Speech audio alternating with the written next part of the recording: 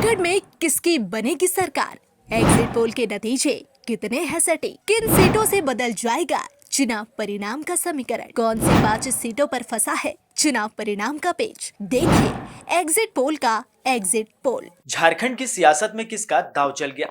क्या चंपई सोरेन का बीजेपी में जाना हेमंत सोरेन को खल गया, या जेएमएम का सरना धर्म कोड वाला दांव चल गया? इन सब पर होगी आज बात। झारखंड में विधानसभा चुनाव खत्म हो गए हैं और अब इंतजार है तो चुनाव परिणाम का। इस बीच झारखंड में जो स्थिति बनी है वह संशय की स्थिति है। लोग 50-50 का गेम बता रहे हैं। वहीं एग्जिट पोल की एजेंसी भी दो हिस्सों में बटी हुई दिखाई दे रही है। चूंकि एग्जिट पोल के आंकड़े 50-50 का इशारा कर रहे हैं।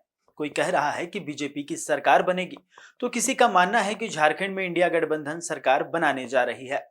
लेकिन चुनाव परिणाम में बड़ा उलटफेर करने वाले झारखंड के उन 5 साइलेंट सीटों का, जिनके प्रत्याशी भी अंदाजा नहीं लगा पा रहे हैं कि इस सीट पर उनकी हार होगी या फिर जीत। चलिए आज हम आपको बताएंगे पूरा समीकरण। अगर देखें तो सभी राजनीतिक दल भी अपने अपने हिसाब से जीत का दावा कर रही है। संथाल से लेकर कोल्हान और पलामू से कोयलांचल तक सभी सीट का पत्ता करीब करीब साफ है, लेकिन पलामू की 2, संथाल से 1 और कोयलांचल से 2 सीट का परिणाम उलझाने वाला है। इस सीट पर एग्जिट पोल भी फेल हो गया। आखिर जनता के दिल में क्या है किसी को नहीं मालूम। ऐसे में इन सीटों को अब साइलेंट सीट के नाम से जोड़ घटाव किया जा रहा है। चलिए अब साफ साफ बताते हैं कि आखिर वह कौन सी सीट है। सबसे पहले पलामू की विश्रामपुर सीट की बात कर लेते हैं। यहाँ भाजपा से रामचंद्र चंद्रवंशी उम्मीदवार है, कद्दावर नेता है, लेकिन इस बार विरोध खूब हुआ। कारण था क्षेत्र के लोगों से दूरी बनाना। ऐसे में इनके सामने राजद, कांग्रेस, AIMIM के भी उम्मीदवार थे। इस सीट पर बाजी कौन मारने वाला है, यह तो जनता खुलकर नहीं बोल रही है।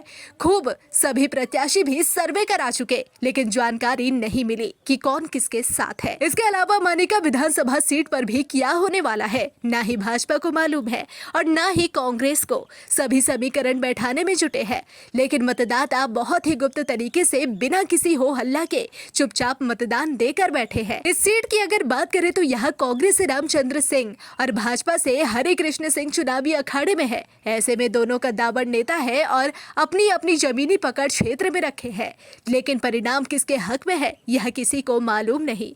अब बेरमो सीट की ही बात कर ले तो यहाँ कांग्रेस से अनूप सिंह है और भाजपा से रविंद्र पांडे के बीच लड़ाई थी, लेकिन बीच में जयराम महतो की एंट्री हुई और पूरा माहौल ही बदल गया। अब जयराम महतो कोई गुल खिलाने वाले हैं या अनूप रिपीट होंगे, किसी को मालूम नहीं। इस सीट पर पहली बार ऐसा चुनाव हुआ है जहां मतदाता साइलेंट मोड पर है। आखिर किसका पलड़ा भारी है और कौन जीतने वाले हैं, यह अब मतगणना में ही साफ हो पाएगा। इसके अलावा चंदन कियारी की ही अगर बात कर ले तो यहाँ आजसू के बागी उमाकांत रजक नेता प्रतिपक्ष अमर कुमार बावरी के सामने है। इस सीट पर कितना टफ मुकाबला है कि बताना मुश्किल है। कौन किस पर भारी पड़ रहा है, चुनाव में क्या होने वाला है, जनता चुप है और सिर्फ मतगणना का इंतजार करने का हवाला दे रही है। गोड्डा सीट भी खूब सुर्खियों में है। यहाँ राजद से संजय यादव है तो भाजपा से अमित मंडल चुनाव लड़ रहे हैं।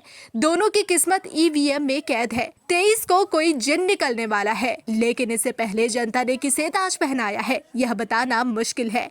खूब एग्जिट पोल के लोगों को भी जानकारी नहीं मिली कि आखिर यहाँ खेल क्या हुआ है, कौन विधानसभा जाने को तैयार है और कौन गोड्डा में ही रहने वाला है। इन 5 सीटों का माहौल अन्य 81 सीट से अलग है। सभी सीट पर जनता खुलकर बोल रही है, नेता भी खूब उत्साहित है, लेकिन यहाँ तो सभी उलझन में फंसे हैं। आखिर जनता ने किया क्या है, किसके साथ गई है, आखिर इस सन्नाटे के पीछे क्या है, इस सवाल का जवाब अब 23 को मिलेगा।